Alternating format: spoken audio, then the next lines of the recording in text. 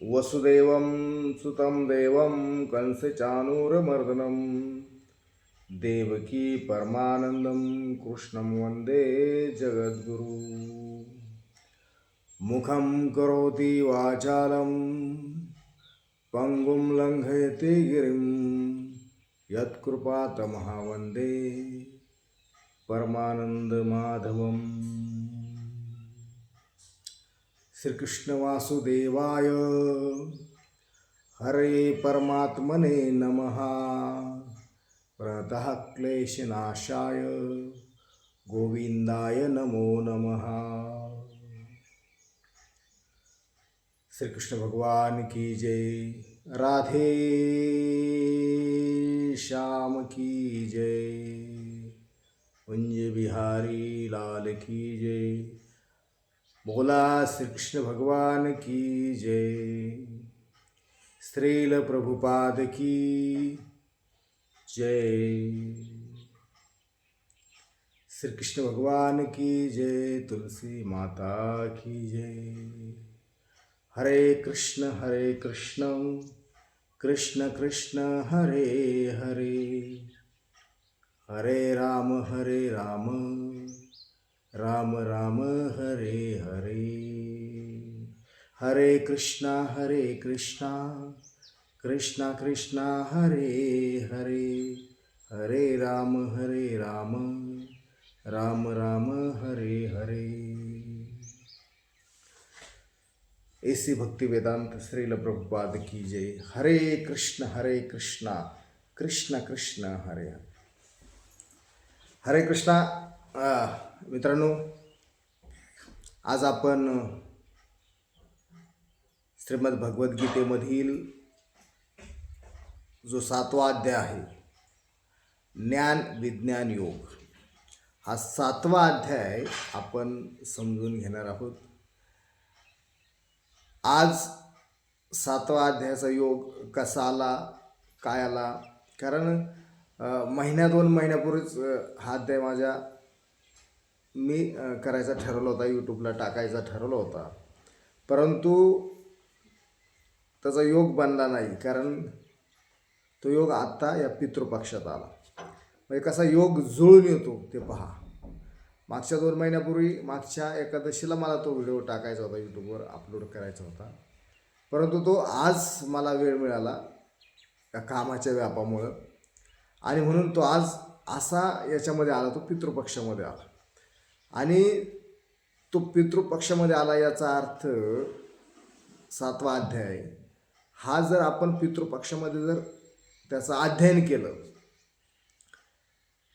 तो आपण घरामध्ये जर वाचला तो अध्याय, तर आपले जे पूर्वज असतात त्या पूर्वजांना मोक्ष मिळतो, त्यांची सुटका होते। म्हणजे हा 7व्या अध्यायाचं महत्त्व थोडं भारी आहे या पितृपक्षामध्ये। कारण 7वा अध्याय आपण घरामध्ये जर वाचला, त्याचं अध्ययन केलं, पठन केलं, मनन केलं, चिंतन केलं, तर 100% मित्रांनो आपले जे पूर्वज असतात त्या पूर्वजांना सुटका मिळते, मोक्ष मिळतो, त्यांचा उद्धार होतो पूर्वजांचा। म्हणून 7वा अध्याय घरामध्ये आपण वाचला पाहिजे। आपल्याला जरी गीता कळली नाही किंवा तो अध्याय कळला नाही, पण तो वाचला ना तरी पण आपल्याला आपल्या पूर्वजांना सुटका मिळते, मोक्ष मिळतो। हे त्याचं महात्म्य आहे, त्याचं महत्त्व आहे 7व्या अध्यायाचं। योग कसा जुळून आला पहा। आणि म्हणून 7वा अध्याय आपण वाचला पाहिजे। 100% पूर्वजांना मोक्ष मिळतो आपल्या। तर आपण 7व्या अध्यायामध्ये सुरू करणार आहोत की श्रीकृष्ण भगवंताचा आणि अर्जुनाचा काय संवाद आहे। 7व्या अध्यायामध्ये काय समजून घेतात अर्जुनाला त्याची उत्तर कशी मिळतात भगवंताकडून। कारण भगवंत हे समग्र सृष्टीचे अधिष्ठदाता आहेत, अधिपती आहेत, आदिदैव, आदिभूत, आदियज्ञ, सर्व सृष्टीचा नियंत्रक, सर्व सृष्टीचे स्वामी, सूत्रधार, संचालक हे केवळ आणि केवळ श्रीकृष्ण भगवंत आहेत, हे आपण लक्षात घेतलं पाहिजे। गीतेमध्ये ते छाती ठोकपणे सांगतात भगवंत की मीच या सृष्टीचा सूत्रधार आहे, मीच या सृष्टीचा संचालक आहे, मी या सृष्टीचा स्वामी आहे। इतर कोणत्याही ग्रंथामध्ये मी हा शब्द वापरलेला नाही, परंतु भगवान श्रीकृष्ण सांगतात की मी या सृष्टीचा अधिपती आहे, मीच या सृष्टीचा संचालक, सूत्रधार, मीच आधिभोक्ता, आधियज्ञ, नियंत्रक, नियंता, ज्ञाता, सर्व मुळांचं मूळ, सर्व कारणांचं कारण, आदिकारण, मीच आधी, मीच मध्य, मीच अंत, मीच भूत, मीच भविष्य, मीच वर्तमान, मीच संहार करता, मीच रक्षण करता, मीच उत्पत्ती करता, मीच प्रलय करता.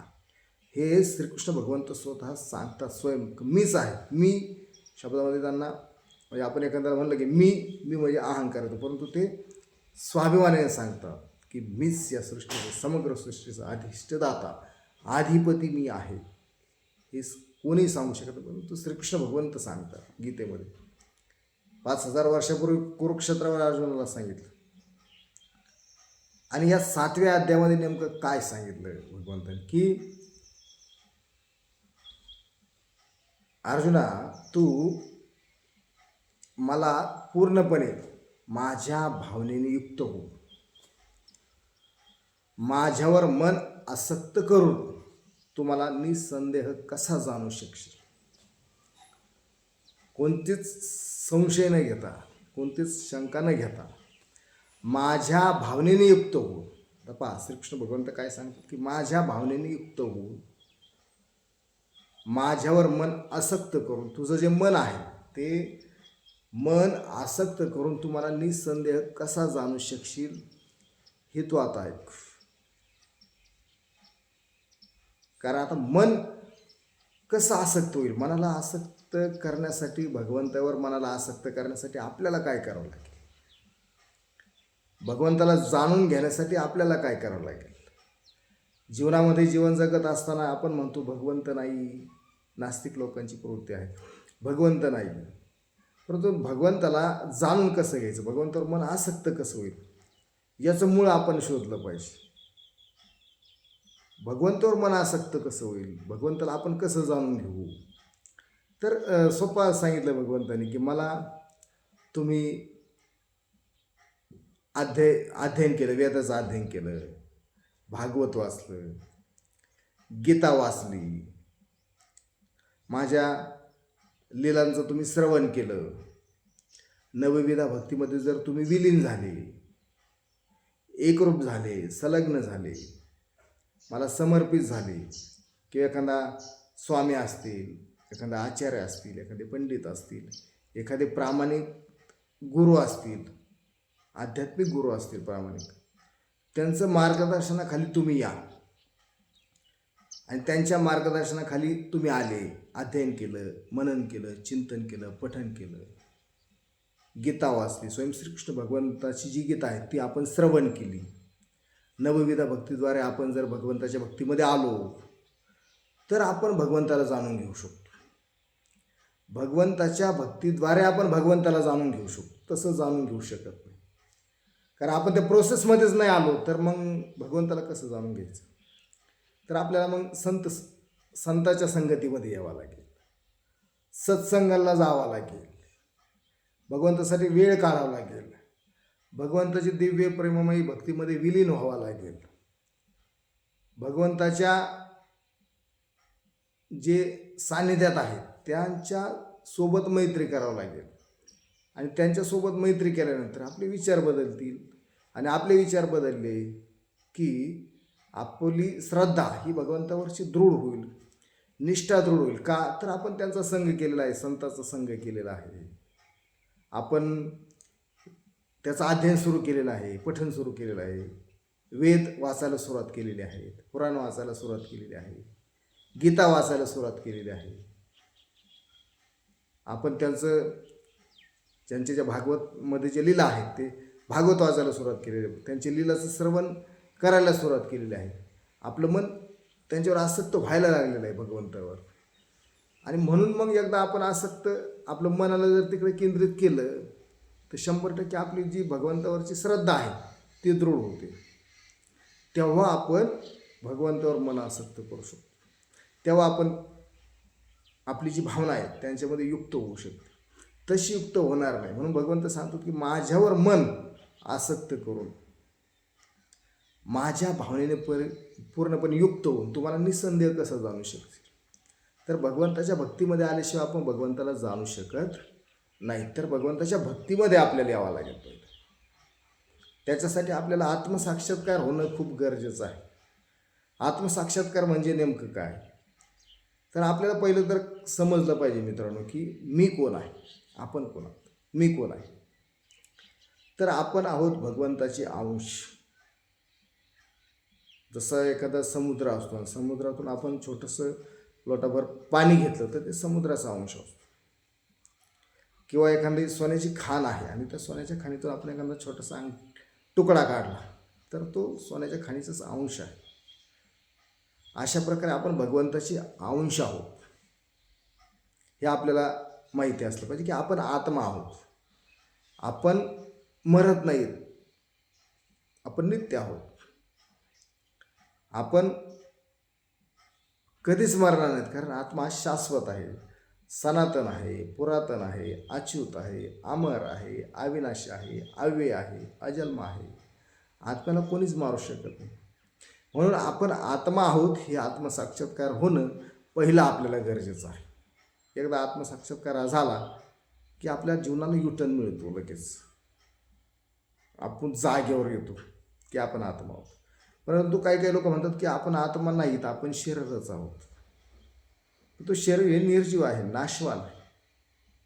आत्मा हा शाश्वत आहे.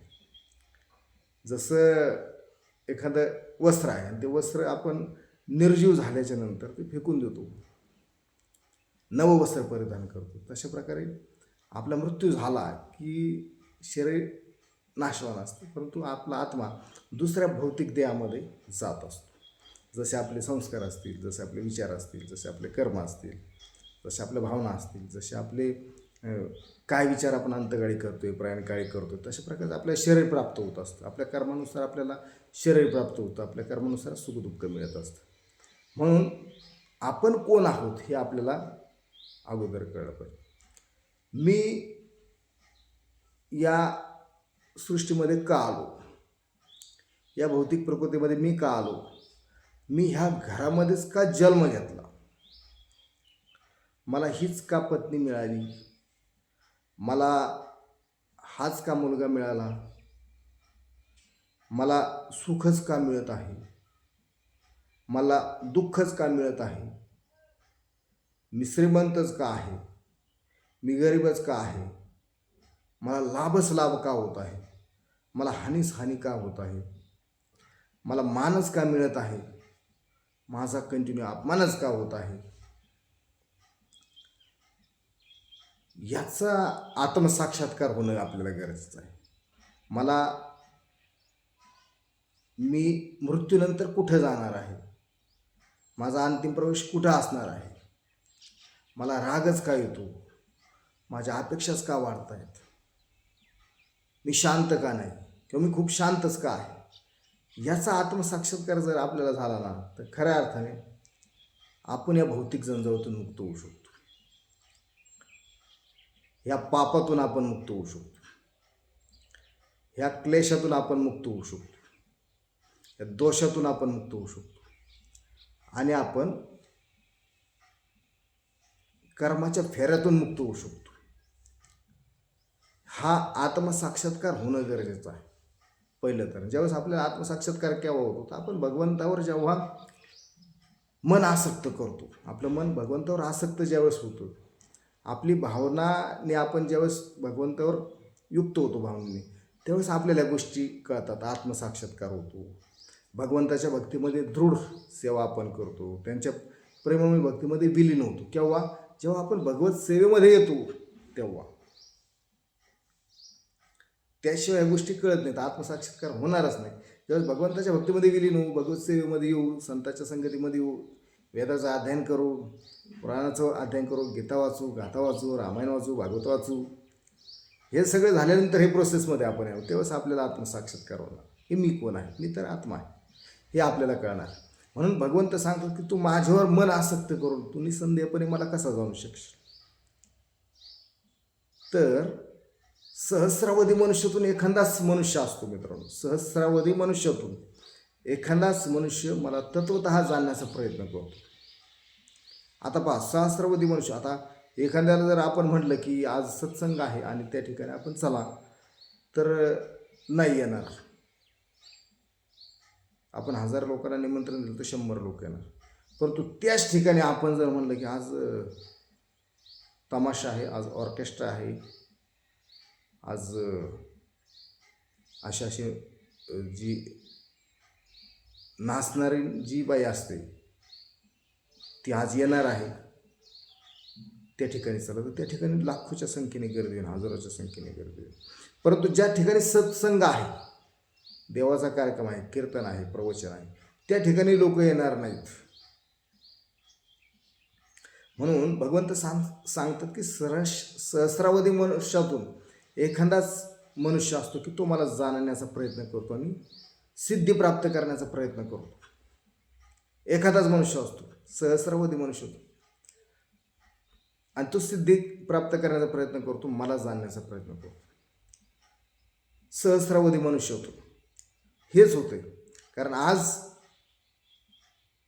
या प्राकृतिक जगतामध्ये, या दैनंदिन जीवन जगत असताना, या भौतिक प्रकृतीमध्ये आपण पाहतो की पूर्णपणे माणसं, प्रत्येक माणूस 70, 75, 80%, 85, 90% म्हणलं तर प्रत्येक माणूस आहार, निद्रा, भय, मैथून, आहार, निद्रा, भय आणि मैथून याच्यामध्ये पूर्णपणे गुंतलेला आहे.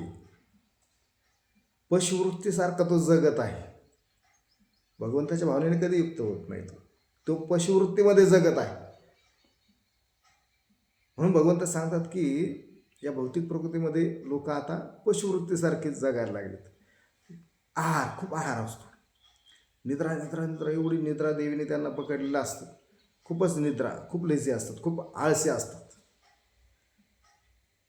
आहार, निद्रा, भय, आणि विनाकारणच भयभीत असतात. ते का भयभीत असतात? कर्म चुकीचे केलेले असतात म्हणून ते भयभीत असतात.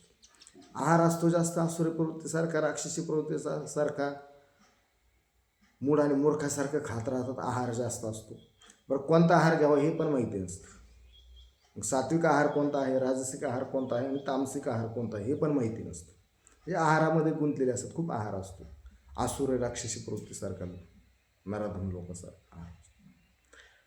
दुसरं म्हणजे आहार, निद्रा, खूप लेझी असतात, खूप आळशी असतात, निद्रेस्त असतात, झोपळ असतात, झोप खूप असते. त्याच्यामध्ये लोक गुंतलेत. पशुवृत्तीसारखं एकदम खायचं खायचं खायचं तर खूपच खायचं, जनावरासारखं खात राहायचं. झोप झोप झोप झोप तर इतकी झोप घ्यायची का जनावरासारखं झोपतच राहायचं. म्हणजे पशुवृत्ती. आहार, निद्रा, भय, विनाकारण भीत राहायचं. विनाकारण डिप्रेशन, तणावामध्ये अस्वस्थता, काळजी, भय, भीती विनाकारणच घ्यायचे, जेणेकरून ते व्याधी आपल्याला तयार होतील, जेणेकरून आजार आपल्याकडे येतील, असं भयभीत असतात. विनाकारणच भयभीत असतं. कारण चित्त जागेवर नसतं ना, मनाला वश केलेलं नसतं त्यांनी. मन कंटिन्यू चंचल मरकट जाळे करत राहतं त्यांचं, म्हणजे भयभीत असतं. आणि कर्म चुकीचं असतं. ज्यावेळेस कर्म चुकीचे होतात त्यावेळेस आपल्याला भीती वाटत असते. अपेक्षा, इच्छा वाढलेल्या असतात. आणि समदुःखाचं कारण म्हणजे इच्छा असते, अपेक्षा असते. म्हणून आहार, निद्रा आणि भय आणि मैथून सुख, त्याच्यासाठी आज जीवन जगत असताना आपण बघतो मैथून सुखासाठी खूप लोक म्हणजे असे तृष्णा त्यांची वाढलेली असते, ताण त्यांची वाढलेली असते. मैथून सुख कधी मिळेल यार? याच्यामध्ये, या पशुवृत्तीमध्ये लोक आज जास्त गुंतले. परंतु भगवंत मग त्या ठिकाणी काय सांगतात की सहस्रावधी मनुष्यातून एखादाच भक्त मला जाणण्याचा प्रयत्न करतो आणि तत्वतः जाणण्याचा प्रयत्न करतो आणि सिद्धी प्राप्त करण्याचा प्रयत्न करतो. तो मग जिज्ञासा वृत्तीचा असतो की काय भगवंत आहे, कुठे भगवंत आहेत. मग भगवंत त्या ठिकाणी सांगतात की ही जी समग्र सृष्टीचा मी अधिष्ठाता आहे ना, तर मी सर्वामध्ये आहे. कशामध्ये आहे मी? तर भगवंत पुढं सांगतात की अर्जुन विचारतात की तुम्ही म्हणतात की मी समग्र सृष्टीचा अधिष्ठाता, अधिपती आहे आणि सहस्रावधी मनुष्यातून एखादा मनुष्य मला जाणू शकतो. तो काय जाणू शकतो? तर भगवंत सांगतो की मी हे जे जल आहे, अग्नी आहे, पृथ्वी आहे, आकाश आहे, मन आहे, बुद्धी आहे, अहंकार आहे. ही माझ्यापासून बनलेली 8 प्रकारची ही शक्ती आहे. ही भिन्न भिन्न शक्ती माझ्यापासून बनलेली आहे. ही जल, अग्नी, वायू, पृथ्वी, आकाश हे मी बनवलेलं आहे. माझ्या भिन्न भिन्न शक्ती आहेत. भिन्न भिन्न ही माझी प्रकृती आहे. जल, अग्नी, वायू, पृथ्वी, आकाश, आपल्यामध्ये असलेलं मन, आपल्यामध्ये असलेली बुद्धी, आपल्यामध्ये असलेला अहंकार. जल, अग्नी, वायू, पृथ्वी, आकाश, मन, बुद्धी, अहंकार ही माझी प्रकृती आहे आणि मी बनवलेली आहे. मी याच्यामध्ये आहे. त्याच्यासोबत मग शब्द, रूप, रस, गंध आणि स्पर्श. म्हणजे शब्द कानावर पडतात ते शब्द, रूप, रस, गंध आणि स्पर्श. हे विषय सुख जे आहेत ते सुद्धा माझ्यापासूनच बनलेले आहेत असं भगवंत सांगतात. ही माझी 8 प्रकारची ती प्रकृती माझ्यापासून बनलेली आहे. याच्यामध्ये मी आहे आणि त्याला भगवंताने सांगितलं की ही अपरा प्रकृती आहे माझी. काय आहे? अपरा प्रकृती म्हटलं भगवंताने. ही मी बनवलेली आहे. स्वतः सांगतात की मी बनवलेली आहे, मी मालक आहे त्याचा. आणि याच्यापेक्षाही श्रेष्ठ अशी प्रकृती ही जीव आहे. त्याला मी सांगतो पराप्रकृती म्हणतात.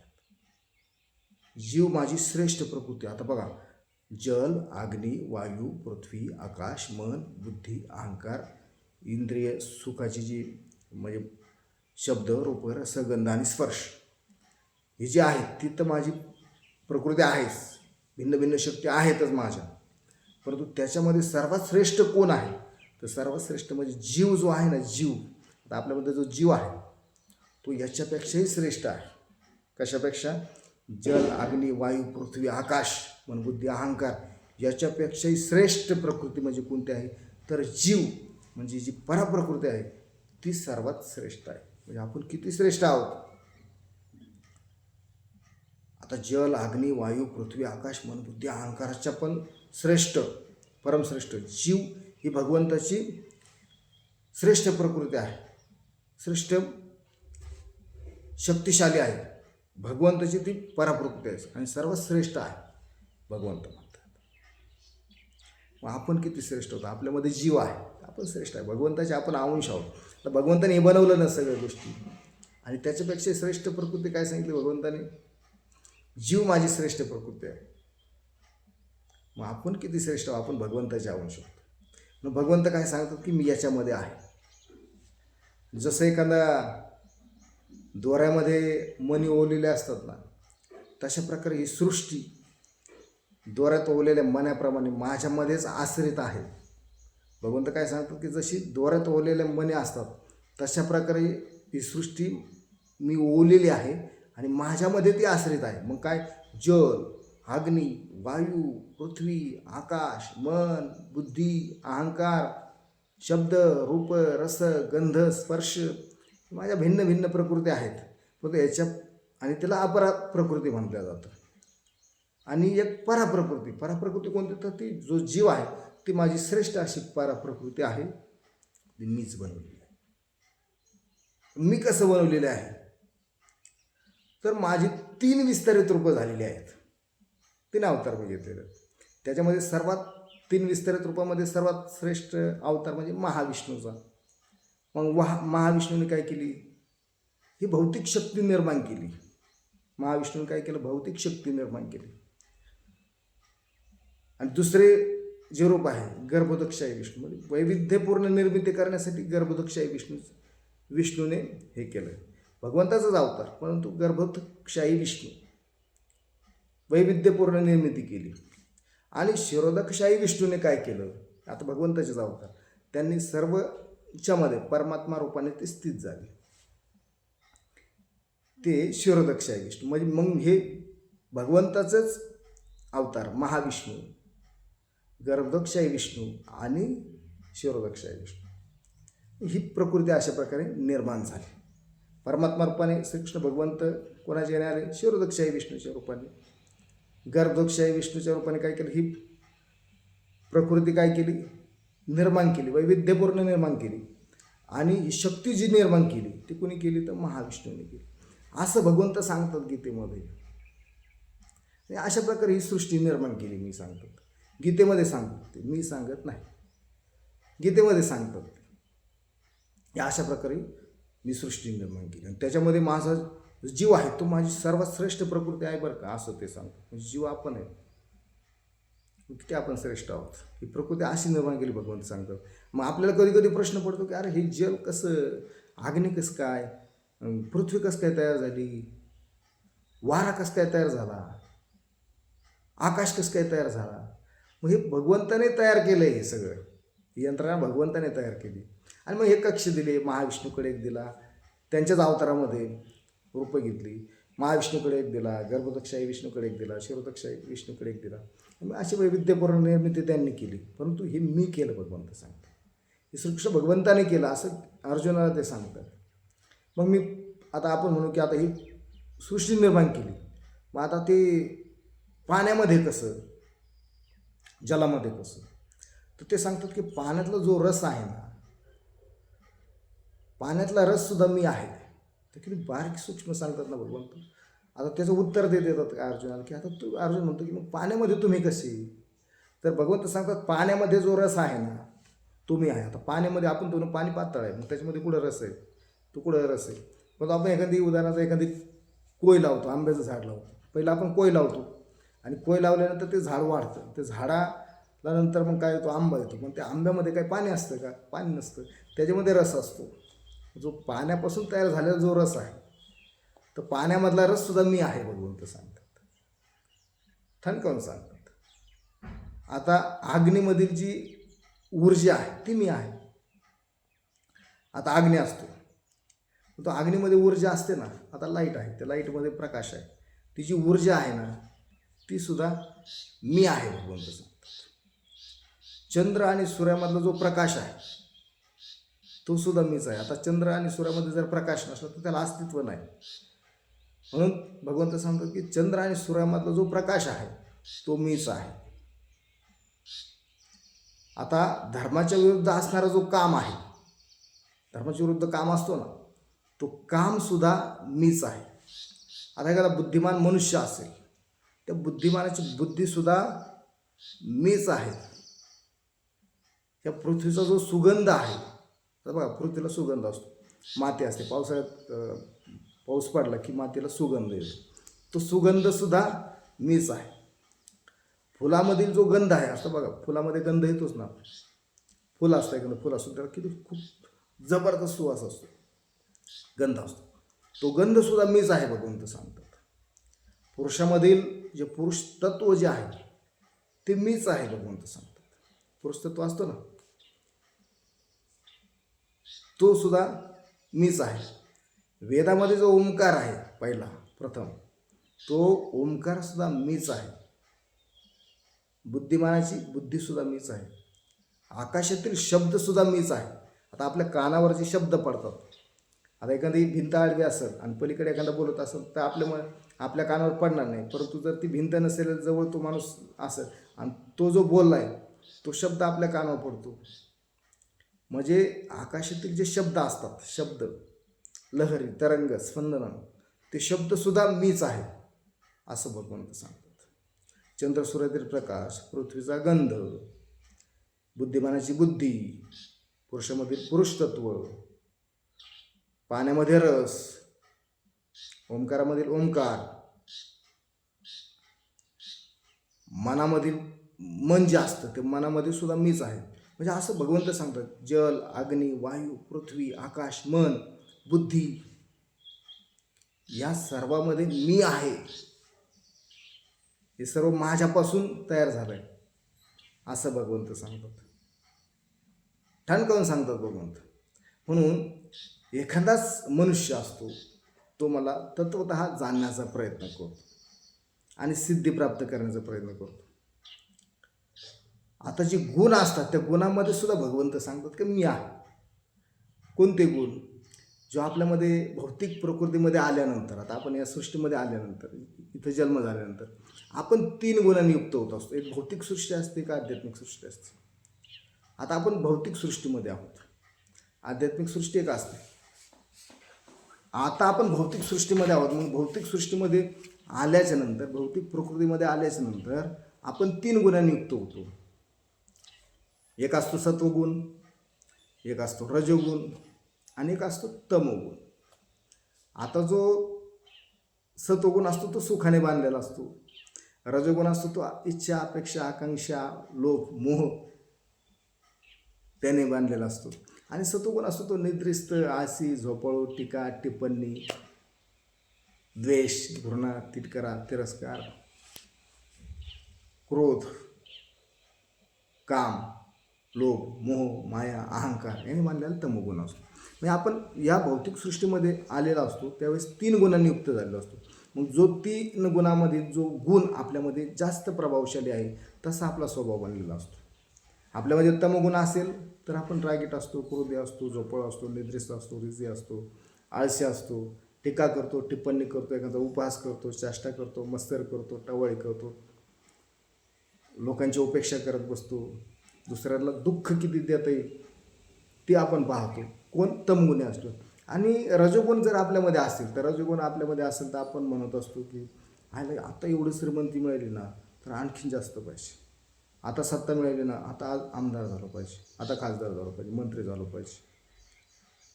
तो रजोगुण किती मिळालं तरी संतुष्ट होत नाही. इंद्रिय तृप्तीच्या पाठीमागे धावत असतो, इंद्रिय भोगजन्य त्याच्या मागे लागलेला असतो. आणि सत्वगुण असतो तो शांत असतो, निरअहंकारी असतो, हृदय शुद्ध त्याचं झालेलं असतं, सात्विक असतो, प्रेमळ असतो, विनम्र असतो, शांत असतो, तेजस्वी असतो. तो सत्वगुणी असतो. म्हणून भौतिक प्रकृतीमध्ये आल्याच्या नंतर आपण 3 गुणांनी युक्त असतो. पण ते 3 गुण आहेत ना ते सुद्धा माझ्यापासूनच तयार झाले. भगवंत सांगतात तमोगुण, रजोगुण, सत्वगुण हे माझ्यापासून तयार झालेत, परंतु मी त्याच्यामध्ये नाही बरं का. तमोगुणामध्ये, रजोगुणामध्ये मी नाही. हे भौतिक प्रकृतीमध्ये आल्याच्यानंतर हे 3 गुण आलेत, परंतु मी त्याच्यामध्ये नाही. हे तयार माझ्यापासून झालेत, हे दैवी शक्तीने तयार केलेत, परंतु हे मी त्याच्यामध्ये नाही. बघा, एखादा आरोपी असतो आणि आरोपीला आपण जज समोर, न्यायाधीशासमोर घेऊन गेलो, तो न्यायाधीश त्याला शिक्षा सुनावतो, परंतु तो त्या न्यायाधीशाची काही त्याच्यामध्ये हे नसतं, भाग नसतो त्या न्यायाधीशाचा. एखादा आरोपी असतो, तो आरोपीला तो न्यायाधीश शिक्षा सुनावतो, पण तो न्यायाधीश त्याच्यामध्ये दोषी नसतो. तशा प्रकारेच भगवंताने बनवलंय, परंतु भगवंत तमोगुणामध्ये, रजोगुणामध्ये नाहीत बरं का. आणि भगवंतापाशी ते नाही. त्यांनी बनवलंय परंतु ते त्याच्यामध्ये नाहीत, ते बद्ध नाहीत, त्याच्यामध्ये लिप्त नाहीत. भगवंत त्यांनी बनवलंय परंतु ते त्याच्यामध्ये लिप्त नाहीत. आता जे तमोगुणी आणि रजोगुणी असतात हे त्यांना जाणीतच नाहीत. कुणाला जाणीत नाहीत? भगवंताला ते जाणूच शकत नाहीत. कारण दैवी शक्ती इतकी दुस्तर आहे, जी मायाशक्ती आहे, मायाशक्ती इतकी दुस्तर आहे ती भगवंताला जाणूच देत नाही. कारण मायाशक्तीच्या कचाट्यात आपण सापडलेलो आहोत. आणि मायाशक्तीच्या कचाट्यात आपण सापडल्यामुळं आपण भगवंताला शरण जात नाहीत, भगवंताच्या आश्रयाखाली आपण राहत नाहीत. आणि भगवंताच्या आश्रयाखाली राहत नाहीत, तमोगुणामध्ये स्थित आहोत, रजोगुणामध्ये स्थित आहोत, म्हणून समूळ दुःख आपण भोगत आहोत. मग हे तमोगुणाचे जी भाव आहेत, रजोगुणाचे जे भाव आहेत ते माझ्यापासून तयार झालेत अर्जुना, परंतु मी त्याच्यामध्ये नाही बरं का. आणि हे लोक मग मला जाणत नाहीत, जे रजोगुणात स्थित असतात, तमोगुणात स्थित असतात, ते मला जाणत नाहीत. मी त्यांना जाणतो परंतु ते मला जाणत नाहीत, असं भगवंत सांगतात. हे सगळं काही माझ्यापासून तयार झालंय, हे मी जाणतो परंतु लोक मला जाणीत नाहीत आणि ते लोक ओळखीत नाहीत. हे कशापासून तयार झाले? त्याचा अधिष्ठाता, आधिपती, आदिदैवत, आदियज्ञ, आदिभोक्ता, आदिनियंत्रक, सृष्टीचा स्वामी, संहार करता, उत्पत्ती करता मीच आहे. हे लोक मला जाणीत नाहीत. का जाणीत नाहीत? ते तमोगुणामध्ये स्थित आहेत, रजोगुणामध्ये स्थित आहेत. म्हणून आपण तमोगुणाच्या, रजोगुणाच्या बाहेर होऊन कृष्ण भावना भावित होऊन आपण भगवंताच्या आश्रयाखाली राहणं गरजेचं आहे. कृष्ण भावना भावित होऊन. आता कृष्ण भावना भावित म्हणून तुम्ही म्हणता कृष्ण भावना भावित म्हणजे नेमकं काय? तर 4 योगाची परिपूर्ण अवस्था म्हणजे कृष्ण भावना. मग त्याच्यामध्ये ध्यानयोग आलं, कर्मयोग आला, ज्ञानयोग आलं, भक्तियोग आला, यम आला, नियम आला, ध्यान आला, धारणा आली, समाधी आली, प्रत्याहार आला, आसन आलं, प्राणायाम आसन, हे अष्टांगिक. ह्याची परिपूर्ण अवस्था ज्यावेळेस आपल्याला प्राप्त होते त्यावेळेस आपण कृष्ण भावना भावित होतो. आणि परिपूर्ण अवस्था आपण प्राप्त करून घेतली पाहिजे. त्यावेळेस आपण कृष्ण भावना भावित होतो. आणि कृष्ण भावना भावित म्हणजे एकदम उच्च लेवल, उच्च स्तर. ज्यावेळेस आपण उच्च स्तराला प्राप्त होतो तेव्हा आपण ह्या गोष्टी जाणून घेतो. पण तू कृष्ण भावना भावित कोणी होतच नाही. भगवंताच्या आश्रयाखाली कोणी राहतच नाही. कारण तमगुणाने, रजोगुणाने, मायाशक्तीने ते त्यांना कचाट्यामध्ये ते सापडलेले आहेत. मग जे मला शरण येतात ते या मायाशक्तीला तरून जातात, या भौतिक जंजाळातून मुक्त होतात, या पापातून मुक्त होतात. कोण? जे मला शरण येतात ते. तर आपण भगवंताला शरण येणं गरजेचं आहे. सर्व धर्म परित्यज्य मामेकम शरणं व्रज. सर्व धर्माचा त्याग करून तुम्ही मला शरण या, तेव्हा तुम्हाला मोक्षप्राप्ती तुम्हाला मिळू शकते. तुम्ही भगवंताच्या धामामध्ये जाऊ शकता, भगवंताच्या पदालाच तुम्ही स्थिर होऊ शकता, असं भगवंत सांगतो. परंतु आपण भगवंतावर स्थिर होणं गरजेचं आहे, स्थिर प्रज्ञ होणं गरजेचं आहे. भगवंताला शरण जाणं गरजेचं. पण भगवंताला शरण जात नाही. कोण भगवंताला शरण जातात आणि कोण भगवंताला शरण जात नाहीत. आता भगवंत सांगतात की मायाशक्तीला जर तरुण जायचं असेल, या दुःखातून, क्लेशातून जर आपल्याला मुक्त व्हायचं असेल, या भौतिक पापातून मुक्त व्हायचं असेल, या भौतिक जंजाळातून मुक्त व्हायचं असेल, या दुःखलायातून मुक्त व्हायचं असेल, तर मला तुम्ही शरण या. मी तुमच्या संसाराचा भार उचलतो, मी तुमचं रक्षण करतो.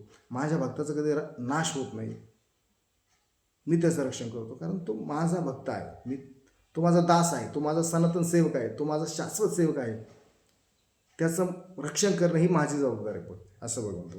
आपण भगवंताला शरण गेलं पाहिजे. भगवंताचं नामसंकीर्तन, नवविधा भक्तीमध्ये विलीन झालं पाहिजे, त्यांची सेवेमध्ये विलीन झालं पाहिजे. मग कोण भगवंताची सेवा करतं, कोण नाही करत?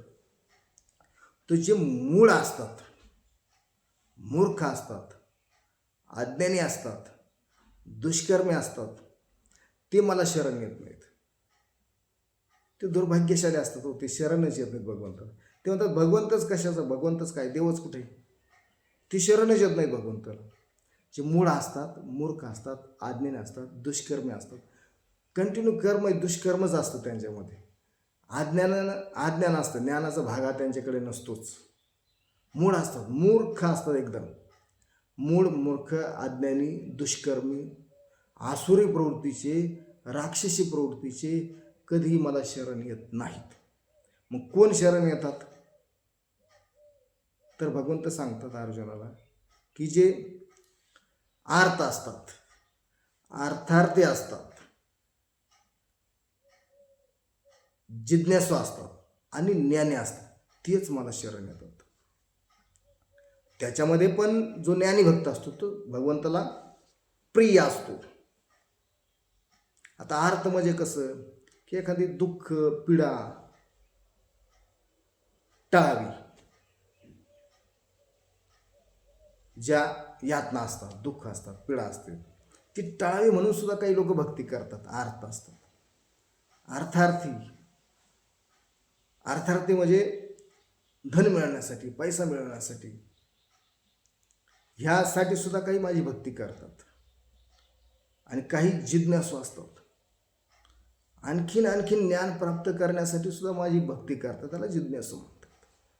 आणि ज्ञानी असतात. हे तिघाजणात तरी स्वार्थ आहे, पण तो जो ज्ञानी आहे त्याच्यामध्ये स्वार्थ नाही. आणि ज्ञानी भक्त मला प्रिय असतो.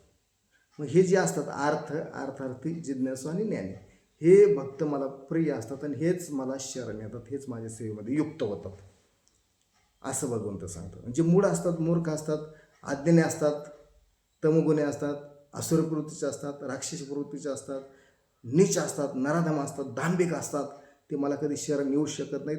आणि ते समोर दुःखच भोगतात. समग्र दुःख त्यांच्या वाट्याला येतं. नरकासारखंच जीवन जगतात आणि वरून म्हणतात की मला नरक येण्यासारखं जीवन आहे, दुःखच का माझ्या वाट्याला येतं, मला असंच का देव करतो? तर हे भगवंताला शरण जात नाहीत म्हणून त्यांच्या वाट्याला येतं. आणि त्यांचं प्रारब्ध असतं. कर्म असतात त्यांची त्याच्यामध्ये. परंतु कर्माच्या फेऱ्यातून जर आपल्याला थोडंसं कमी व्हायचं असेल तर भगवंताला शरण येणं गरजेचं आहे. असं आहे. मग भगवंत सांगतात की मग मला कोण शरण येतं? तर अर्थात जिज्ञासू आणि ज्ञानी हे 4 प्रकारचे भाग्यशाली भक्त मला शरण येतात. जे मूळ असतात, मूर्ख असतात, अज्ञानी असतात, दांभिक असतात, आसुर राक्षसीचे प्रवृत्तीचे असतात, ते मला शरण येऊ शकत नाही. ते माझ्या सेवेमध्ये युक्त होऊ शकत नाही. कारण त्यांचं ज्ञान हे मायाशक्तीने हिरावून घेतलेलं असतं. आता काही काही ज्ञानीसुद्धा असतात त्याच्यामध्ये, परंतु ज्ञान त्यांचं मायाशक्तीने हिरावून घेतलेलं असतं. मायाशक्तीच्या कचाटीचे सापडले असतात. काही काही खूप ज्ञानी असतात, विद्वान खूप असतात, इतके विद्वान असतात तरी पण ते भगवंताला शरण येतात. कारण त्यांचं ज्ञान आहे ना ते मायाशक्तीने हिरावून घेतलेलं असतं. म्हणून ते भगवंताला शरण येतात. खूप ज्ञानी असतात, बुद्धिमान असतात, पंडित असतात, मग खूप अभ्यासू तत्त्वज्ञानी असतात, परंतु ते भगवंताला म्हणतात, ते भगवंतच नाही म्हणतात. कारण त्यांचं ज्ञान जे असतं ना ते मायाशक्तीने हिरावून घेतलेलं असतं. म्हणून ते एक शरण येत नाहीत. पण तो अर्थाती जिज्ञासू आणि ज्ञानी हे मला शरण. त्यातील सर्वात सुंदर जो भक्त असतो तो ज्ञानी असतो आणि तो मला प्रिय असतो. मग भगवंताला आपण केव्हा शरण येतो? सेवेमध्ये केव्हा युक्त होतो आपण भगवंताच्या? मग भगवंताच्या सेवेमध्ये नेमके कोणते लोक युक्त होतात? तर भगवंताच्या सेवेमध्ये ज्यांचं मागच्या जन्मी पूर्वजन्मी ज्यांचं पूर्णपणे पाप नष्ट झालेलं आहे आणि मागच्या जन्मी त्यांनी पुण्य केलेलं आहे, तीच लोक मला शरण येतात, तीच माझ्या सेवेमध्ये युक्त होतात. आता आपण म्हणतो की हा खूप देवदेव करतो, हा खूपच कृष्ण भक्त झालेला आहे, किंवा हा खूपच वाऱ्या करतो, हा खूपच असं करतो, हा खूप देवाशिवायला करमतच नाही. त्याच्यामागे एक लॉजिक आहे, त्याच्यामागे एक कारण आहे. तो देवदेव का करतो? कारण त्याचं मागच्या जन्मीचं पुण्यकर्म पूर्णपणे नष्ट, त्याने मागच्या जन्मी कर्म केले आहे आणि पाप पूर्णपणे नष्ट झालेलं आहे. तेच पुन्हा या भौतिक प्रकृतीमध्ये आल्यानंतर पुन्हा संतांची सेवा करतात, देवाची सेवा करतात, भगवंताची सेवा करतात, गीतेची सेवा करतात, भगवंताच्या आश्रयाखाली राहतात, ते सेवेमध्ये युक्त होतात. कोण? ज्यांचं पाप पूर्णपणे नष्ट झालेले, ज्यांनी मागच्या जन्मामध्ये पुण्य केलेले, तेच माझ्या सेवेमध्ये युक्त होतात, असं भगवंत सांगतात. आणि जन्म आणि मृत्यू, जरा, व्याधी याच्यातून मुक्त होण्याचा प्रयत्न करतात. जन्म, मृत्यू, जरा, व्याधी. जन्म येणारच आहे, चालूच आहे. जरा, वृद्धत्व येणारच आहे, म्हातारे आपण होणारच आहे.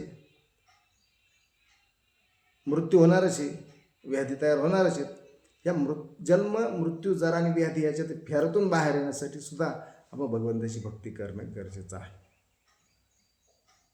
हे भगवंत सांगतात. जन्म, मृत्यू, जरा, व्याधी याच्यातून मुक्तता मिळण्यासाठी आणि आपल्याला मोक्ष मिळण्यासाठी भगवंताच्या सेवेमध्ये आश्रयाखाली येणं आपण गरजेचं आहे. म्हणून भगवंत काय सांगतात की ही सृष्टी मी तयार केली, जे भाव आहे ते माझ्यापासून तयार झालेत, तर तुम्ही त्याच्यामध्ये नाही. कोणते भक्त मला प्रिय असतात, कोणते भक्त मला माझी सेवा करतात? जे अर्थात जिज्ञासू आणि ज्ञानी हे माझ्या भक्तीमध्ये युक्त होतात.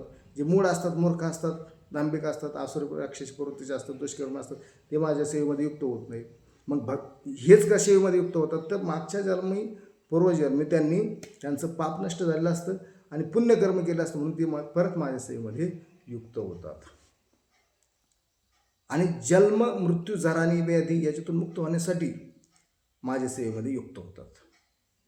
आणि मृत्यूच्या समयी, अंतकाळी ते मला कसे जाणू शकतात? आता आपण मृत्यूच्या समयी भगवंताला कसं जाणू शकू? कारण मृत्यूच्या समयी जाण्याचा एकच प्रकार आहे की आयुष्यभर आपण अखंड आयुष्यभर भगवंताचं चिंतन केलं पाहिजे, भगवंताचं मनन केलं पाहिजे, गीता वाचली पाहिजे, गाथा वाचली पाहिजे, ज्ञानेश्वरी वाचली पाहिजे, रामायण वाचलं पाहिजे, भागवत वाचलं पाहिजे आणि भगवंताचं संकीर्तन केलं पाहिजे, नाम जप आपण केलं पाहिजे, 16 माळी केल्या पाहिजेत. पूर्णपणे भगवंताच्या भक्तीमध्ये विलीन आपण झालं पाहिजे. तेव्हा आपल्याला हे सर्व ज्यावेळेस आपल्याला आत्मसाक्षात्कार होईल तेव्हा निस्संदेहपणे आपण भगवंताला जाणू शकू. हे ज्ञान विज्ञान हे संपूर्णपणे आपण जाणू शकू. का या सृष्टीचे संचालकच भगवंत आहे. या सृष्टीचे सूत्रधारच भगवंत आहेत. हे संहारकर्ता भगवंत आहे, उत्पत्तीकर्ता भगवंत आहेत, हे सृष्टीचे अधिष्ठाता भगवंतच आहेत. हे ज्यावेळेस आपल्याला ज्ञान होईल त्यावेळेसच आपण भगवंताला निसंदेहपणे जाणू शकतो. मृत्यूच्या समयी, अंतकाळी, प्रयाणकाळी आपण भगवंताला कसे जाणून घेऊ शकू? तर ज्यावेळेस आपल्याला आत्मसाक्षात्कार होईल की हे सृष्टीच भगवंताने बनवलेलं आहे, विधाता आहे, रचयाताच भगवंत आहे, श्रीकृष्ण भगवंत आहे, हे ज्यावेळेस आपल्याला आत्मसाक्षात्कार होईल, कारण आपल्यामध्ये जो जीव आहे तो भगवंत परमात्मा आहे आणि जीवाशिवाय आपण काहीच क्रिया करू शकत नाही. आपण साधी जे भगवंत आतमध्ये बसले, जीव जे आतमध्ये श्रेष्ठ जी प्रकृती आहे ते आतमध्ये आहे, म्हणून आपण डोळ्याची उघडझाप करतो, म्हणून आपण ऐकतोय, म्हणून आपण श्वास घेतो, म्हणून आपण बोलतोय, म्हणून आपण स्पर्श करतो. नाही तर त्या शरीराला कवडीची किंमत नाही. आपल्यामध्ये जीव आहे म्हणून आपल्याला किंमत आहे. तो जीव निघून गेला तर आपल्याला ते लाकडासारखं होऊन जातो, आपण एकदम दगडासारखं होऊन जातो. ते उचलून मग नेऊन त्या स्मशानभूमीत जाळून टाकतात. तो जीव आहे, भगवंत परमात्मा आतमध्ये आहे म्हणून आपण आहोत, म्हणून आपल्याला किंमत आहे. मग आपण मृत्यूच्या समयी भगवंताला कसं जाणून घेऊ शकू? तर भगवंताला आपण ज्यावेळेस आपल्याला आत्मसाक्षात्कार होईल, ही सृष्टी कोणी बनवली, या सृष्टीचा संचालक कोण, सूत्रधार कोण, स्वामी कोण, हे ज्यावेळेस आपल्याला आकलन होईल त्यावेळेसच आपण निसंदेहपणे मृत्यूच्या समयी भगवंताला जाणू शकू. आणि त्याच्यासाठी आपल्याला अध्ययन करावं लागेल, मनन करावं लागेल, चिंतन करावं लागेल, पठण करावं लागेल, वेदांचं पठण करावं लागेल, वाचावं लागेल, संतांच्या संगतीमध्ये यावं लागेल, भगवंताच्या दिव्य भक्तीमध्ये विलीन व्हावं लागेल. हे परमगुह्य ज्ञान, परम गोपनीय ज्ञान, पवित्र ज्ञान, सर्व ज्ञानांचा राजा, याला जाणून घ्यावं लागेल, गीता हातात घ्यावं लागेल. आणि त्यावेळेस सगळ्या सूक्ष्म सूक्ष्म गोष्टी आपल्याला कळतील आणि आपल्याला आत्मसाक्षात्कार होईल, कृष्ण भावनाभावित होऊ. त्या भौतिक प्रकृतीमध्ये आल्यानंतर आपल्याला तर आपलं ज्ञान आपल्याला तारू शकतो, बुद्धी, मनाला वश करणं हेच आपल्याला तारू शकतो. म्हणून आपण मृत्यूच्या समयी भगवंताला कसं जाणू शकू? तर आपण आयुष्यभर जे करू तेच आपल्या मृत्यूसमयी आपल्याला ध्यानामध्ये येईल, मनामध्ये येईल. आयुष्यभर आपण जर भगवंताच्या सेवेमध्ये युक्त राहिलो, भक्तीमध्ये युक्त राहिलो, तर आपल्याला आयुष्याच्या शेवटी ज्यावेळेस आपण आपला देह ठेवतो त्यावेळेस आपल्याला भगवंताचं चिंतन येईल, नामचिंतन येईल, संकीर्तनाचं जप येईल. आणि म्हणून आपण त्यावेळेस आपण भगवंताला जाणून घेऊ शकतो. कसं? की भगवंताच्या सृष्टीचे संचालक आहेत, भगवंताने जी सृष्टी बनवलेली आहे, भगवंताचे जे स्वामी आहेत, भगवंत अधिष्ठाता अधिपती तेच आहेत, आदिनियंत्रक तेच आहेत. ज्यावेळेस आपल्याला याचं आकलन नाही त्यावेळेस मृत्यूच्या समयी आपण भगवंताला जाणून घेऊ शकतो. तसे भगवंताला आपण जाणून घेऊ शकणार नाहीत. मूळ मूर्ख नराधम नीच आसुरी राक्षसी प्रवृत्तीचे जर आपण राहिलो, अज्ञान जर आपल्या डोक्यामध्ये आलं, काम, क्रोध, लोभ, मोह, माया, अहंकार, नरकाची नरकाकडे जाण्याच्या दारात जर आपण उभा राहिलो तर भगवंताला जाणून घेऊ शकत नाही. फक्त भगवंताला भगवंताच्या प्रेममयी सेवेमध्ये युक्त होऊन, भगवंताच्या भक्तीद्वारे युक्त होऊन, भगवंताच्या आश्रयाखाली राहून, भगवंताच्या चरणकमलाशी राहून, भगवंताच्या नवविधा भक्तीमध्ये राहून, भगवंताच्या जी भक्ती आहे त्या भक्तीमध्ये राहून आपण मृत्यूसमयी भगवंताला जाणून घेऊ शकतो. आता काही जे असतात ते देवी देवतांची उपासना करतात. देवी देवतांची का उपासना करतात? कारण देवी देवतांची उपासना ज्याच्या त्याचा श्रद्धेचा भाग आहे तो, परंतु देवी देवतांची जी उपासना करतात ते भगवंताच्या अनुमतीशिवाय करत नाहीत, हे लक्षात घ्या. कारण भगवंत सांगतो की कोणी देवी देवतांची जरी उपासना केली, त्याची उपासना करण्याचं, त्याच्यावर श्रद्धा ठेवण्याचं, विश्वास ठेवण्याचं, त्याची श्रद्धा दृढ करण्याचं कामसुद्धा मीच करतो बरं का. श्रीकृष्ण भगवंत काय सांगतात? ते श्रद्धा दृढ करण्याचं कामसुद्धा मीच करतो. पण ते पापीजन जे असतात ते देवी देवतांची पूजा करतात, ते पापीजन त्या पूजेमध्ये गुंतलेले असतात. कारण ते देवी देवतांचे जे फळ असतं ते अमर्यादित असतं, परंतु जे भरपूर आपलं फळ लागत असेल तर ते कृष्ण भगवंताची सेवा करणं आपण गरजेचं आहे. देवी देवतांची सेवा भगवंताच्या अनुमतीशिवाय आपल्याला देवी देवतासुद्धा वरदान देऊ शकत नाही. ते छोटंसं सूक्ष्म फळ मिळतं ते आपल्याला देवी देवता देतात, पण अमर्यादित फळ जर आपल्याला मिळवायचं असेल तर आपण कृष्ण भावनाभावित होऊन भगवंताची पूजा केली पाहिजे, कृष्णाची पूजा केली पाहिजे. देवी देवतांची पूजा करतात ते देवी देवतांना प्राप्त होतात असं भगवंत सांगतात. देवी देवतांची पूजा करतात ते देवी देवतांना प्राप्त होतात, माझी जे पूजा करतात ते मला प्राप्त होतात असं भगवंत सांगतात. म्हणून आपण देवी देवताची पूजा जी करतो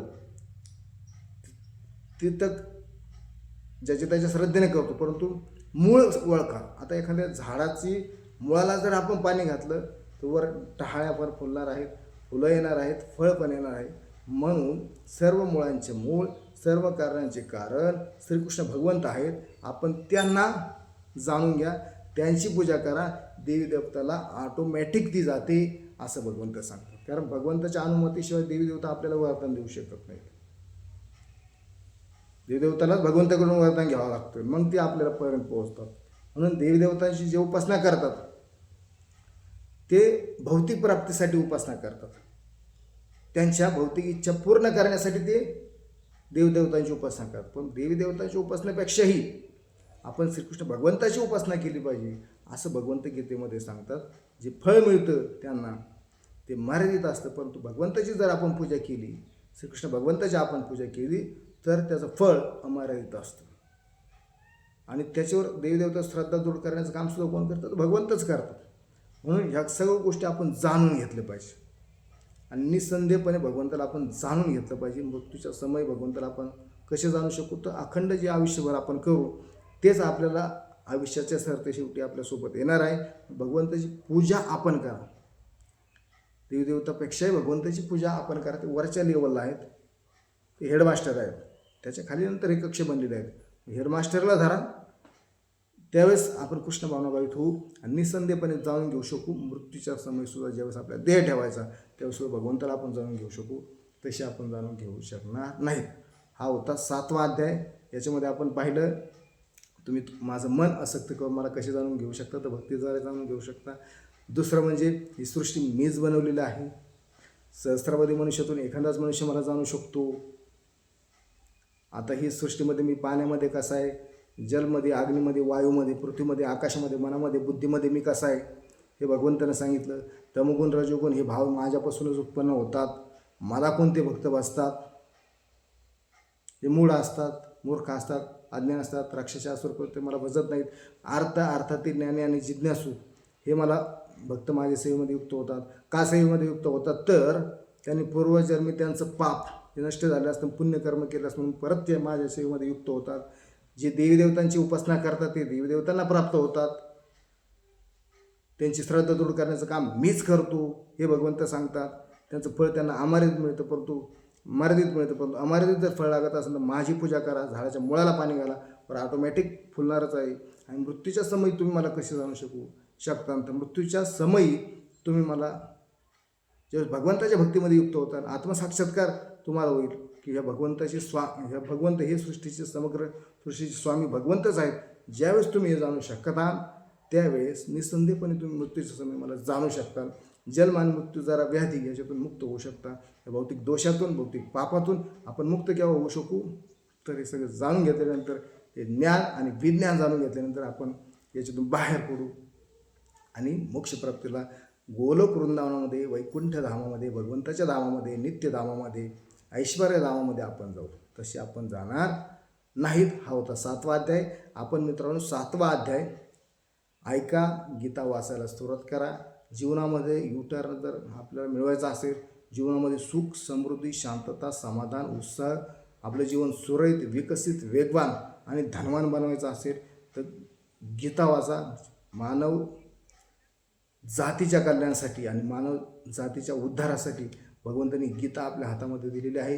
गीता वाचायला सुरुवात केली, जीवन बदलून जातं. मित्रांनो, हा माझा स्वतःचा अनुभव आहे.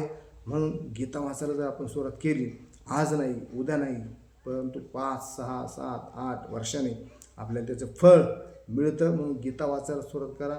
गीतेचा जास्तीत जास्त प्रचार आणि प्रसार कसा होईल, हिंदू धर्माच्या गीतेचा, पवित्र ग्रंथाचा प्रचार आणि प्रसार कसा होईल, घराघरामध्ये भक्त कशी बनतील आणि कसं आपल्याला भगवंताचा आणखीन विस्तारित प्रचार करता येईल याच्याकडे आपण लक्ष देऊया. हीच मनोमन इच्छा आहे. गीतेचा 7वा अध्याय वाचा. पुढच्या 8व्या अध्यायामध्ये आपण अक्षरब्रह्म योगामध्ये बघू की नेमकं काय त्यांचा संवाद चालला आहे अर्जुनाचा श्रीकृष्ण भगवंताचा. एवढंच या ठिकाणी सांगतो आणि आपल्या सर्व भाविक भक्तांची रजा घेतो. श्रीकृष्ण भगवते वासुदेवाय नमः. हरे कृष्णा कृष्ण कृष्ण हरे हरे, हरे रामा राम राम हरे हरे.